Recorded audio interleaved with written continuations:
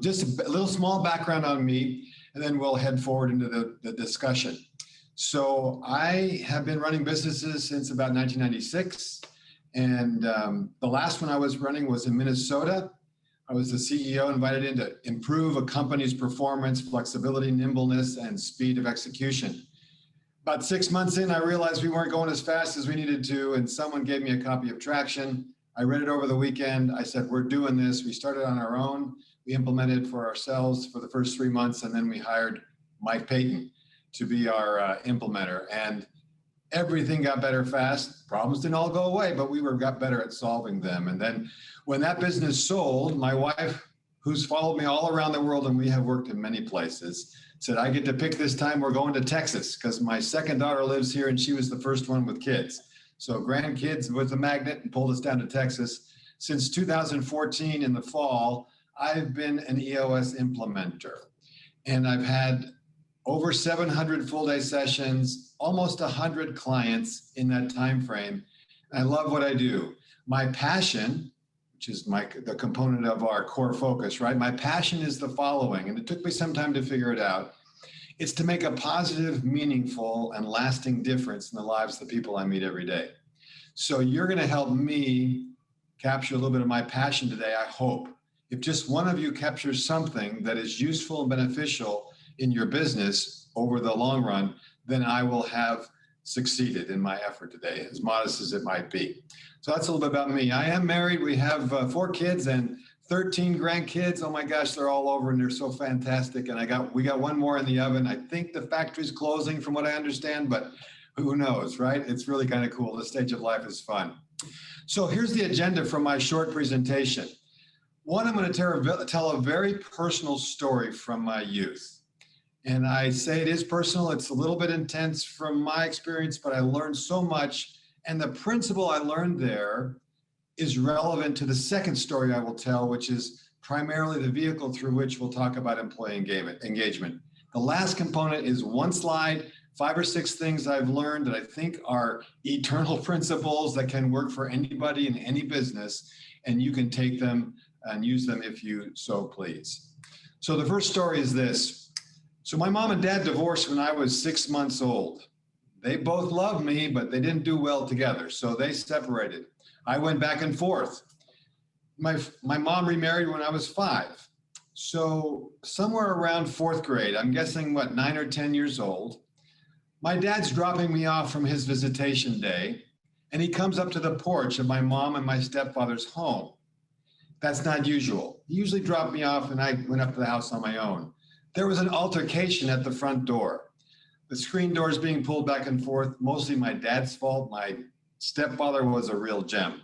Lots of more stories about this, but I'll only tell the part that's relevant. I thought they were going to go to fisticuffs, frankly, and it was a little scary for me, and I started to tear up and cry. Finally, my dad receded and the door closed, and I sat in the living room.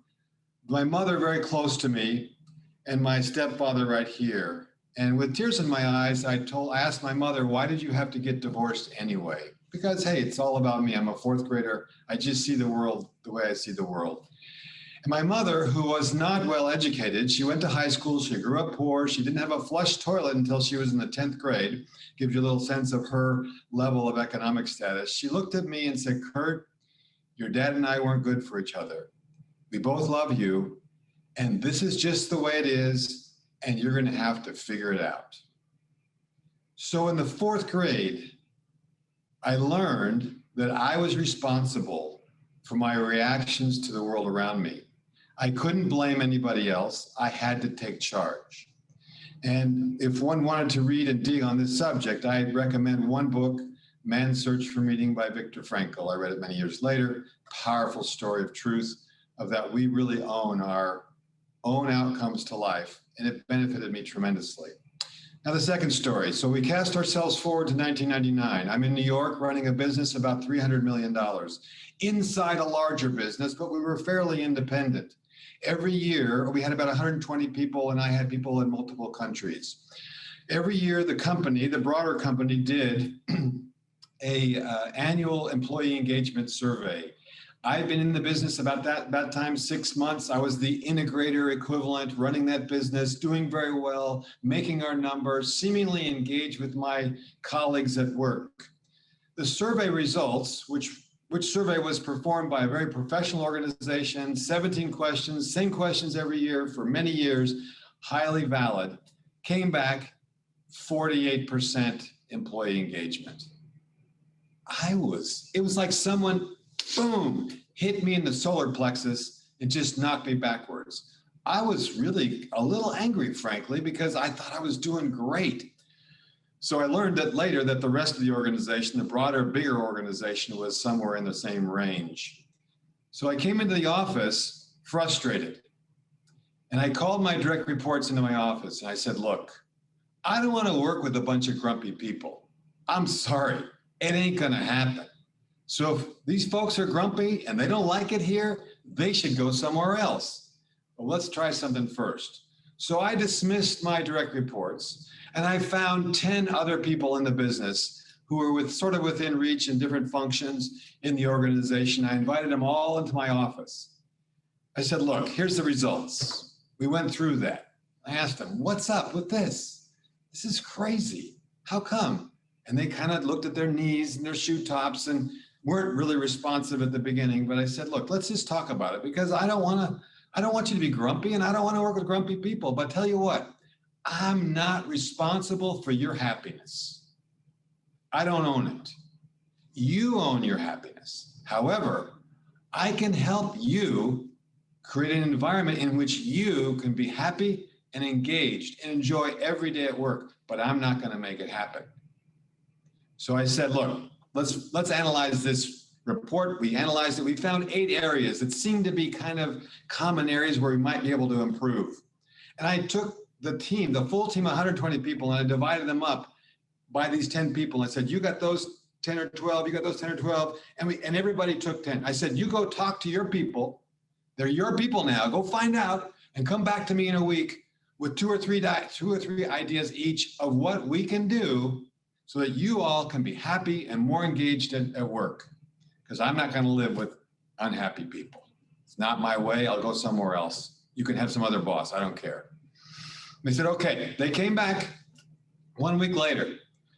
Across the approximately 10 people, we probably had 3 or 4 ideas each. Let's call it 25 ideas. I don't remember the exact number. It's a long time ago. But there were a lot, and there were more than we could do. I said, I'm sorry. We can't do 25 things. Let's get down to 5. 5 things. The 5 most valuable things. I'd never read EOS. EOS didn't exist yet. Was Gino born by then? Yeah, I guess he was born by then. So, but he was a little younger than I am. But anyway. And I said 5. 5, I think we could do 5. Maybe 6. Let's see. What you guys talk, all 10 of you people now talk and decide which among these things are the most valuable things to make everybody more likely to be successful and happy at work. They came up with, I was 6. It might have been 8. I don't recall the exact number. Let's call it 6. So I said, okay, great. Those 6 we honed. So we're really crisp and clear exactly what we wanted to do to make sure that we executed against what the people thought, right? Because I thought those were all good ideas, by the way. I didn't think any of the ideas were poor ideas. They were all good ideas. I said, okay, let's do it. Now they were engaged and helped me to execute these various things. It was like more communication about company performance, chance for progress in our careers, clearer, more transparent compensation, assessments, a variety of things. We're perfectly reasonable as far as I was concerned. Let's do those 6. So we started on this path. Every month we got together with everybody. What we would now call a state of the company meeting. We did it every month, not every quarter. We did that. Most of them were in the room with me. We'd get together and we'd talk. And then those that were remote, I'd get on the phone and call them and we talk about it. And we tell them exactly what we did that month and exactly what we're gonna do the next month. We did this 12 months in a row. Then the next survey happened. So I'm anxiously waiting for the results. Results don't move much on surveys of this type. Our survey came back. We went from 48% employee engagement to 85% employee engagement. 37 percentage point movement, 77% improvement. My boss, her overall organization, which had, 1,000 or 1,500 people in it, didn't move. It was like 49% engagement, right? She called me into her office. She said, "What did you do?" She's looking at me like, "You were cheating somehow." I said, "Boss, I didn't do anything except ask them what they thought was important, and we did that." Went to 85% from 48%. Amazing. She was totally stunned. She accepted that I was a legitimate response. But here's what happened. From then, for the following 3 years while I ran that business, our results continued to go up. Profitability went up, revenue went up, market share went up. We did everything the right way. And I had people who loved working with us. We exported some people because they were ready for the next job and I didn't have them, but they moved on and we exported good people. Oh, by the way, if you export good people, you can import good people. So it's almost as if you could hear the door knocking of others who wanted to join our business. To this day, I have friends from that business who've decided to stay very focused. I'm more of a generalist. I wanted to move on at some point and do other things. They stayed, and we talk every now and then, and they say, "Kurt, those were the best 3.5, 4 years of our experience." I said, "Well, you can make this happen. Keep working at it." It was really, really fun. So there are some principles here that I learned when I was a kid. In 4th grade, 10 years old, I learned that I'm responsible for the happiness that I enjoy in life. And those who work with me are also equally responsible for their own outcomes in life, irrespective of where they grew up. Can't blame mom, can't blame dad, can't blame the teacher, can't blame the church, can't blame my boss. I got to own it. My life is mine, and it's better if I'm engaged with other people doing good things. So in conclusion, I'm going fast. And you guys will have your issues to solve together, but I hope you take a kernel here. I'm going to try to share my screen if I do it halfway decently here. I'll go here. Now you're seeing that mode. I'm going to shift over to this mode. There we go. Hope that works. Well, I'm not the, there we go. Well, that's what I'll have to do. Oh, now I lost it. There we go. Okay, hope you can see it. Here we go. First, you're not accountable. You are not accountable for your people's happiness. They are. Start there. They got to own their lives. Teach them. I was just Saturday for 7 hours with a youth group. I taught 6 sessions in 7 hours of how to plan your life, setting goals, etc. This is the first principle. Don't blame anybody else. You're in charge. Second, you are responsible to build a healthy, open, honest culture in which your people can find happiness. If you have happy employees, they will be much more successful. You set the tone, you're the example, but you know what?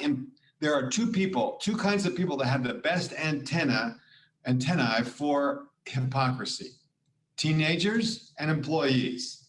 The only difference is the teenagers will tell you, "Hey, Dad, you're driving 72 in a 55-mile-an-hour zone. What's up with that?" "Yeah, okay, fine, son, be quiet. I'll sit down. I'll slow down." The employees, they'll just talk behind your back.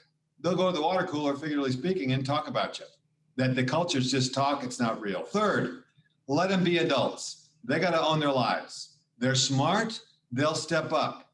Their IQs are adequate, they're performing in their jobs. They can own these interesting human kind of activities that are required to help everybody engaged. Fourth, challenge them to build a plan and all of its action steps. Just be a coach.